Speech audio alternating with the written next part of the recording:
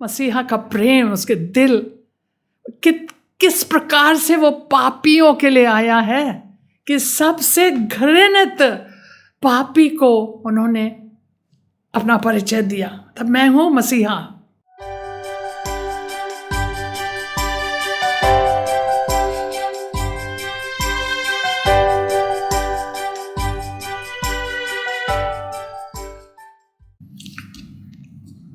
पद संख्या 27। इतने में उसके चेले आ गए। जब उन्होंने अपनी परिचय दी, बस उसी के तुरंत बाद चेले आ गए जो खाना लेने के लिए, भोजन लेने के गए, दूसरे नगर में गए थे, और अचंभा करने लगे कि वह स्त्री से बातें कर रहा है। तो भी किसी ने ना पूछा तू क्या चाहता है या किस लिए उससे बातें करता है। किसी की हिम्मत नहीं हुई उसको पूछने की, हे प्रभु आप इस स्त्री से क्यों बातें करी, सामरी स्त्री है। 28 पद। तब स्त्री अपना घड़ा छोड़कर नगर में चली गई और लोगों से कहने लगी, आओ एक मनुष्य को देखो जिसने सब कुछ जो मैंने किया मुझे बता दिया। कहीं यही तो मसीहा नहीं? तो यह स्त्री जो अपने घड़ा लेके पानी भरने आई थी कुआं पे, याकूब के कुआं पे, अब उसको कोई काम नहीं है उस पानी से, उस घड़े से, क्योंकि अब उसको जीवन जल मिलने वाला है। अब वो उसका मन पूरा केंद्रित है, हमें ये जीवन जल चाहिए। छोड़ दिया अपनी मटका, भागी नगर में सबको बताने। उनको बड़ा गर्व लगा होगा कि मसीहा, जिसके लिए पूरा इज़राइल अभी तक बाट जोरा है, जिसके बारे में सारे भविष्यवक्ताओं ने, नबियों ने और व्यवस्था में भी उसकी चर्चा हुई है, उसके बारे में बताया है, मूसा ने कहा है उसके बारे में, वो जिसके लिए सदियों से हम रुके हैं, हमारे सामने आ खड़ा हुआ और बोला मैं ही हूं वो मसीहा जो तुमसे बात कर रहा है। वो इतनी खुश, सब चीज भूल गई, भागी नगर में, और उनको गर्व ये था कि उनको बताया गया, उनको। इसीलिए उसने सबको बताया कि जो जो काम मैंने किया अपने जीवन में, इस मनुष्य ने, इस पुरुष ने हमें बताया है। क्या ये मसीहा हो सकता है? उसको पता था वो मसीहा है, लेकिन वो उनके मन में भी एक प्रश्न डालना चाह रहे, क्या ये मसीहा हो सकता है? उन्होंने हमको ऐसे ऐसे चीज़ें बताई जो कोई जान नहीं सकता था। आओ देखें। और वो लोग वहाँ पहुँच गए। आओ एक मनुष्य को देखो जिसने सब कुछ जो मैंने किया मुझे बता दिया। कहीं यही तो मसीह नहीं? 30 पद। अतः वे नगर से निकलकर उसके पास आने लगे, और इस बीच उसके चेले ने यीशु से यह विनती की, हे रब्बी कुछ खा ले। अब यीशु मसीह उन लोग को भी शिक्षा देने वाले हैं, उसको वो भी बताना चाहते हैं कि वह एक भोजन वाली बात को उठा करके, क्योंकि उन्होंने कहा भोजन खा ले, तो उस बात को उठा करके उन्हें एक आत्मिक भोजन की बात उनको बताना चाहते हैं कि एक आत्मिक भोजन है जिससे वह संतुष्ट थे, कि उनको शारीरिक भोजन की ज़्यादा आवश्यकता नहीं थी, क्योंकि उनको एक आत्मिक भोजन था। और वह भोजन यह था कि वह अपने पिता के दिए हुए काम को करें, और जल्दी से करें, और पूरे तरीके से करें। तो उन्होंने पद संख्या 32 में उनसे ये कहा, पद संख्या 32 में, परंतु उसने उनसे कहा, मेरे पास खाने के लिए ऐसा भोजन है जिसे तुम नहीं जानते। 2 सर्वनाम यहाँ पे इस्तेमाल हुआ है, मेरे, तुम। मेरे पास ऐसा कोई चीज़ है जिससे मेरा भूख तृप्त हो जाता है, और उसके बारे में तुम कुछ नहीं जानते। तो ये बताता है कि तुम नहीं जानते। 33। तब चेलों ने आपस में सोचा, है किसी ने उनको आके भोजन दे दिया क्या? हम लोग फालतू में वहाँ चले गए उनके लिए खाना लाने के लिए, और ये तो खा लिया। तो उन लोगों को ऐसे लगा। चेलों ने आपस में कहा, क्या कोई उसके लिए कुछ खाने को लाया है? यीशु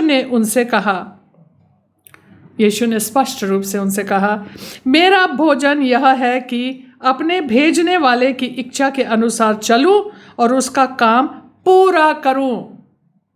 आपको पता है जब क्रूस पे थे यीशु मसीह, यूहन्ना के अध्याय 19 और शायद पद संख्या 30 ऐसे कुछ, उसने क्रूस से ऊंचे स्वर में बोला, पूरा हुआ। अपने पिता के तरफ देख के कहता है, पिता पूरा हुआ। जिस काम के लिए आपने हमें भेजा है वह मैंने पूरे तरीके से कर लिया है। क्योंकि यशाया 55 में मैं एक चीज़ आपके लिए पढ़ना चाहती हूँ। यशाया 55 और पद संख्या 11 में ये लिखा है, 10, हम पहले 10 में पढ़ेंगे।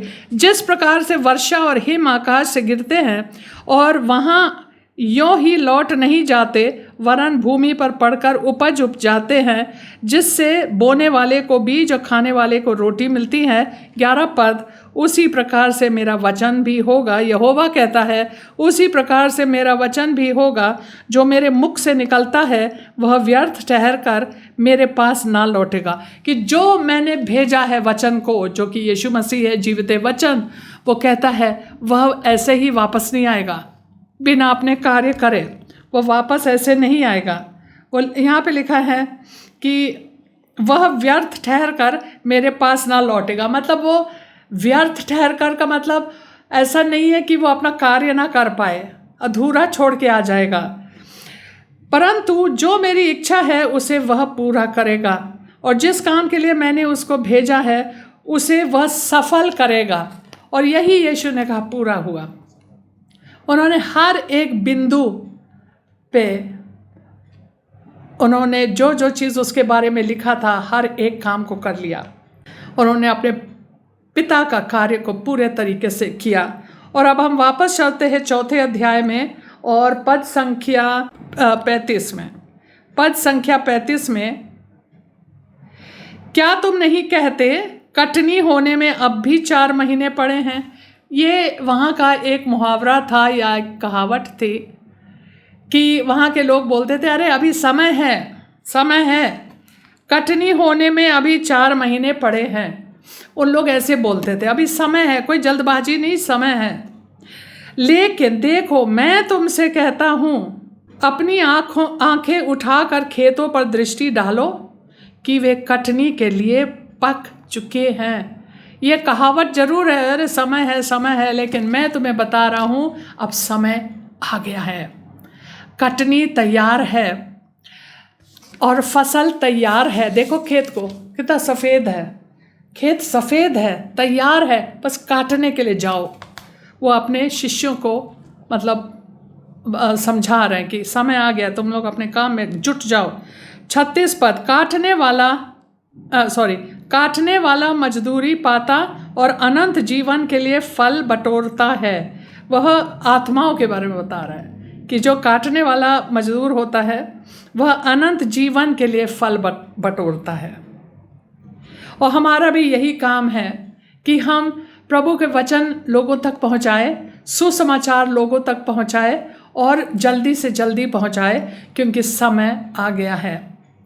अगर उस समय यीशु कह रहे थे कि समय आ गया है और फसल तैयार है, तो अब ये अंत का समय है और भी फसल तैयार है। और हमारा काम है कि जल्दी से जल्दी उस फसल को अनंत जीवन के लिए बटोरें। यही उन्होंने उनसे कहा कि अनंत जीवन के लिए फल बटोरो।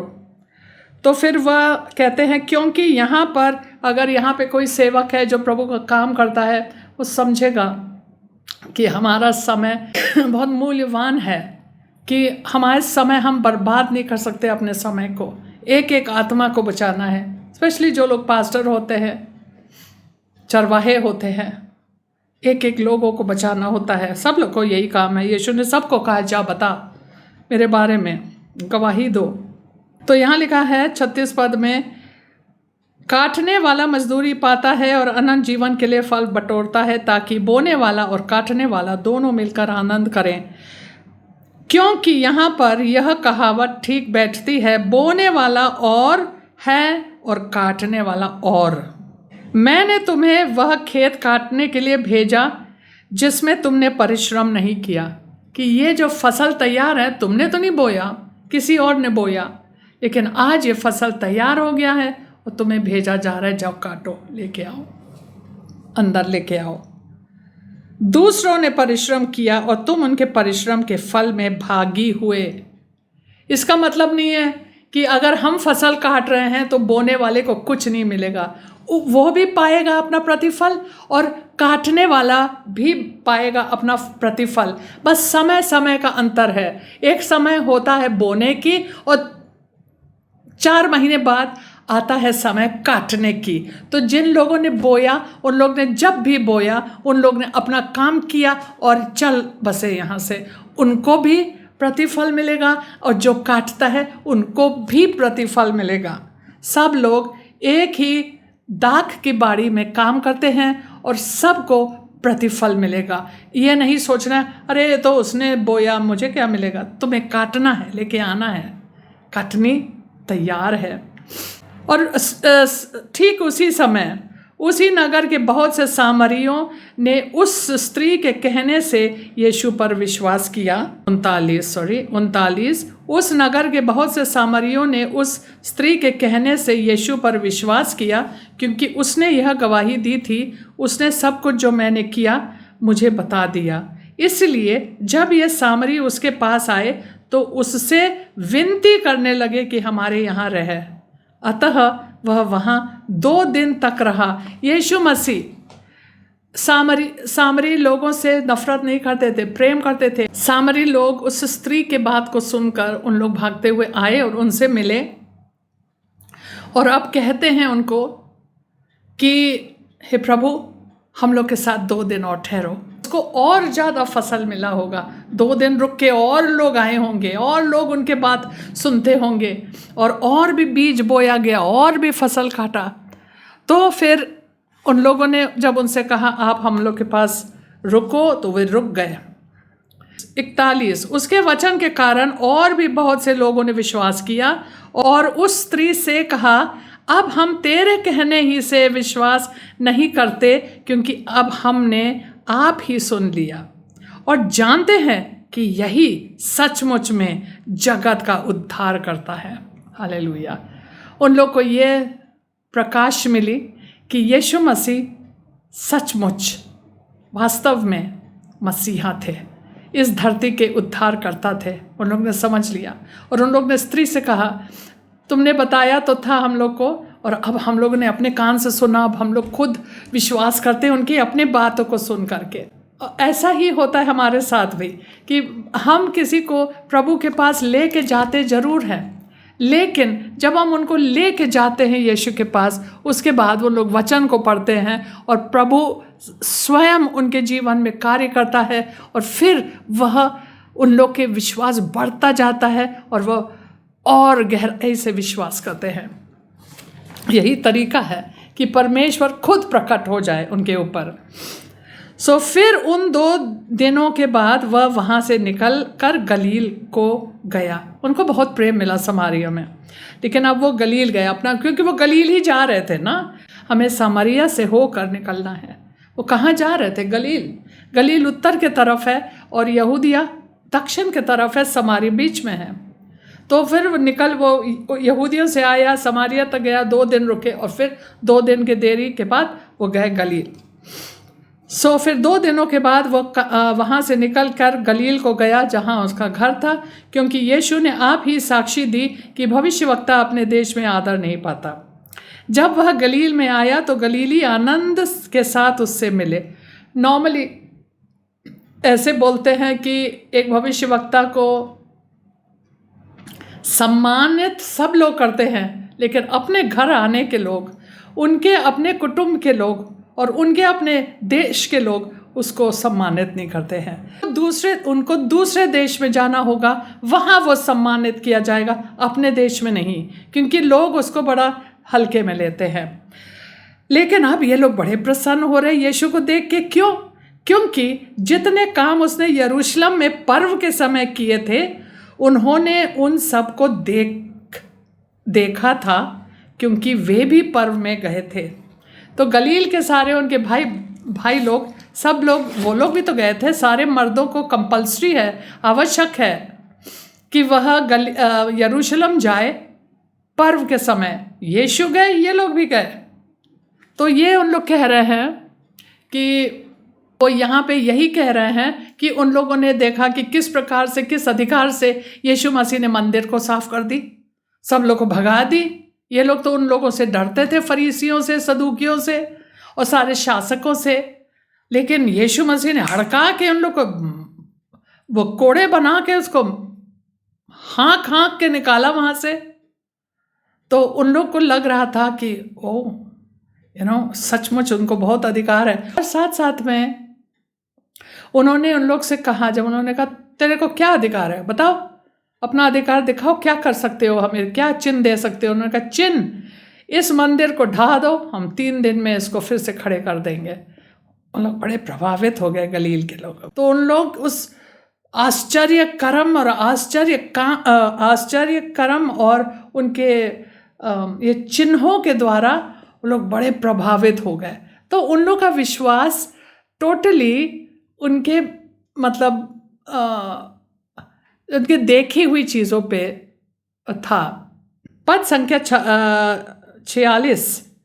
तब वह फिर गलील के काना में आया। अब गलील में है तो अब वो काना में जा रहा है।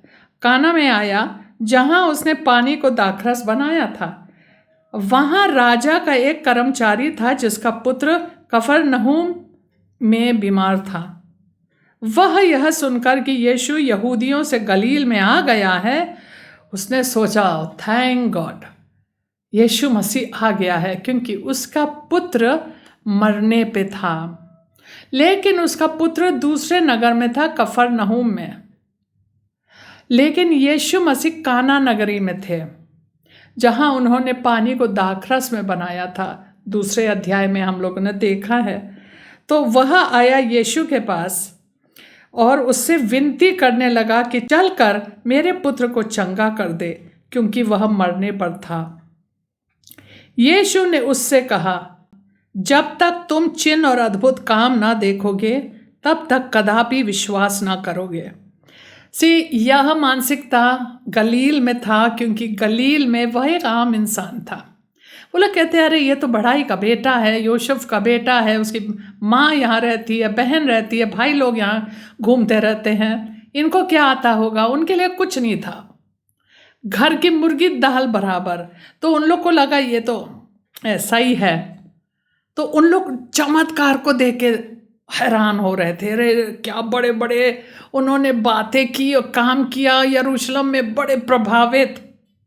अब ये बंदा जो कि राजा का कोई कर्मचारी था, वो कहने लगे आइए हमारे साथ, आइए हमारे साथ। यीशु ने कहा देखो, उनको पता था उनका मानसिकता, इसलिए को मानसिकता को सीधा उसने उसके ऊपर तीर मारा और कहा जब तक तुम लोग चिन्ह और अद्भुत काम ना देखोगे तुम लोग कभी विश्वास नहीं करोगे, कभी नहीं। सब लोग, तुम लोग सब लोग, गलील के लोग। राजा के कर्मचारी ने उससे कहा, हे प्रभु, मेरे बालक की मृत्यु होने से पहले चल, मेरे साथ तत्काल चलो, अभी अभी आइए, अभी ना, न तो मेरा बेटा मर जाएगा। लेकिन यीशु ने उससे कहा, पद संख्या 50, यीशु ने उससे कहा, जा, तेरा पुत्र जीवित है। हालेलुया। उनको क्या करना था? बिना देखे, उनको क्या पता, उन दिनों में फोन है, मेरा बेटा जीवित है, ठीक हो रहा है कि नहीं, यहाँ यीशु मसीह है मेरे साथ, और यीशु मसीह कहता है वो जीवित है। क्या वो जीवित है? हाँ जीवित है। हाँ अच्छा, हम नहीं, विश्वास करना था। और काफ़ी दूर है, मैं गई हूँ, काना और कफरनहूम के बीच में हम लोग गाड़ी से गए हैं। ये है कि उनको पैदल से जाना था, घोड़े से जाना था, गधे पे जाना था, हमें नहीं पता कैसे जाना था, लेकिन समय लगता। और पूरे रास्ते भर शैतान ने उनको सताया होगा, तेरा बेटा मर जाएगा, यीशु आया नहीं तो तुम्हें लेके आना चाहिए था अपने साथ, और ये मर जाएगा, ये मर जाएगा, क्यों नहीं लेके आए यीशु को? यीशु आते तो ना मरते, अब यीशु नहीं, अब मर जाएगा। और उसको बार बार अपने मन में ये दोहराना था। यीशु ने कहा तेरा पुत्र जीवित है, यीशु ने कहा तेरा पुत्र जीवित है, यीशु ने कहा तेरा पुत्र जीवित है। और चलता गया कफरनहूम तक।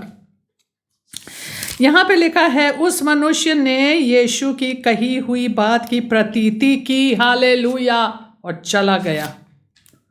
यीशु को छोड़ दिया, तंग करना छोड़ दिया, प्रतीति की, हाँ मैंने यीशु से मांगा, यीशु ने हमें दे दी, अब थैंक यू लॉर्ड। वह मार्ग में ही था कि उसके दास उससे आ मिले और कहने लगा तेरा लड़का जीवित है। वही चीज़ जो यीशु ने कहा तेरा पुत्र जीवित है, नौकरों ने कहा तेरा बेटा जीवित है। उसने उनसे पूछा किस घड़ी वह अच्छा होने लगा। देखो बहुत सारे रोग ऐसे फट से ठीक हो जाता है, बहुत सारे चीज़ें अच्छा होने लगता है। किस घड़ी, कहता है किस घड़ी वह अच्छा होने लगा। उन्होंने उनसे कहा कल 7वें घंटे में उसका ज्वर उतर गया, उसका बुखार टूट गया, उसका ज्वर उतर गया 7वें घड़ी में, मतलब कि 1 बजे दोपहर को। 53 तब पिता जान गया कि यह उसी घड़ी हुआ जिस घड़ी यीशु ने उससे कहा तेरा पुत्र जीवित है। जैसे यीशु ने बोला, और उससे ज़्यादा महत्वपूर्ण यह है कि जिस वक्त यीशु ने बोला और इस आदमी ने विश्वास से थाम ली, प्रतीति की मेरा बेटा जीवित है, चलो भैया चलते हैं वापस, मेरा बेटा जीवित है, मेरा बेटा जीवित है, हालेलुया, मेरा बेटा जीवित है। और विश्वास करते हुए, प्रतीति करते हुए वो चले गए घर, और सचमुच उसका बेटा उसी घड़ी से ठीक हो गया, उसका ज्वर टूट गया और वो ठीक होने लगा। वो जाने कि उसी घड़ी हुआ जिस घड़ी यीशु ने कहा तेरा पुत्र जीवित है, और उसने और उसके सारे घराने ने विश्वास किया। यह दूसरा आश्चर्य कर्म था जो यीशु ने यहूदिया से गलील में आकर दिखाया। तो जब यीशु यहूदिया से गलील में आता है, ये दूसरा आश्चर्य कर्म है। कहता है ये दूसरा चिन्ह है, ये दूसरा आश्चर्य कर्म है। सो हालेलुया, प्रभु को धन्यवाद देते हैं इस सुंदर सुसमाचार के लिए, यूहन्ना रचित सुसमाचार, और प्रार्थना करते हैं प्रभु ये वचन जो आज हमने यहाँ पे सुना है, पढ़ा है, प्रभु यह बहुत सारा फल लाने पाए हमारे जीवन में, और हम भी जानने पाए कि जब यीशु कोई चीज़ बोलते हैं उन्होंने हर चीज़ को पूरा किया। वह अपने पिता के कार्य को करने के लिए आए थे और उन्होंने हर चीज़ को सफलतापूर्वक उसने कर लिया, उसने हर काम को पूरा किया, और हमारा उद्धार पूरा है। जिस चीज़ की हमें आवश्यकता है हम प्रतीति कर सकते हैं, यीशु ने पूरा कर दिया। प्रभु हमें भी वो मन दे जो यीशु मसीह में है, कि हम भी, हमारे लिए भी सबसे महत्वपूर्ण, सबसे ज़रूरी चीज़ वही हो कि हम अपने पिता परमेश्वर, हम अपने उद्धारकर्ता यीशु मसीह के दिए हुए हुक्म के अनुसार चले, जो उन्होंने कहा जा, और सबको यह सुसमाचार सुना। हम सबको सुसमाचार सुनाएं और यीशु मसीह के प्यास को बुझाने पाए। प्रभु ये वचन इतना सुंदर है, प्रभु हमारे जीवन में यह अपना कार्य करने पाए। ये प्रार्थना हम यीशु मसीह के नाम से मांगते हैं, आमीन, हालेलुया। और आप सबको जय मसीह।